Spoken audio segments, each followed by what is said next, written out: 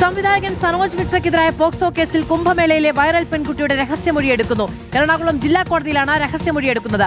Central പോലീസാണ് സനോജ് മിശ്രയെ പ്രതിയാക്കി കേസെടുത്തത്. SS Sharan വിവരങ്ങളുമായി ചേരുകയാണ്. ശരൺ, എപ്പോഴാണ് മൊഴിയെടുപ്പ് ആരംഭിച്ചത്? പെൺകുട്ടിയുടെ വെളിപ്പെടുത്തലുകൾ, സനോജ് മിശ്രയ്ക്കെതിരായ ആരോപണങ്ങൾ എന്തൊക്കെയാണ്?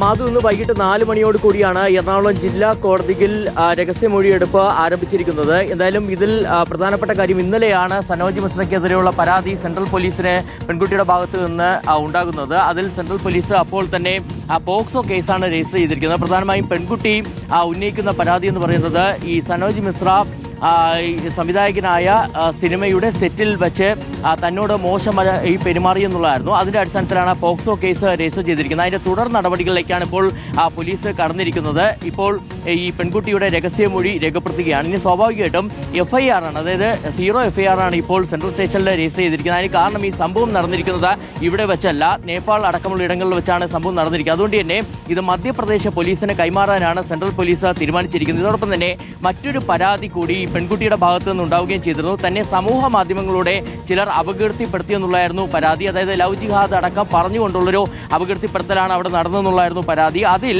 VHP നേതാവായ അനിൽ വിളയിൽ അടക്കമുള്ളവർക്കെതിരെ പോലീസ് കേസെടുക്കുകയും ചെയ്തിട്ടുണ്ട്. അങ്ങനെ കേസ് ഇതും ഈ 0 FIR ഭാഗമായിട്ട് തന്നെയാണ് പ്രതിയെടുത്തിരിക്കുന്നത്. അങ്ങനെ വൈകാതെ തന്നെ ഈ രഹസ്യമൊഴി രേഖപ്പെടുത്തിയ ശേഷം വൈകാതെ തന്നെ ഈ കേസ് അന്വേഷണം മധ്യപ്രദേശ് പോലീസിന് കൈമാറും. SS ശരനാണ് വിവരങ്ങൾ നൽകിയത്.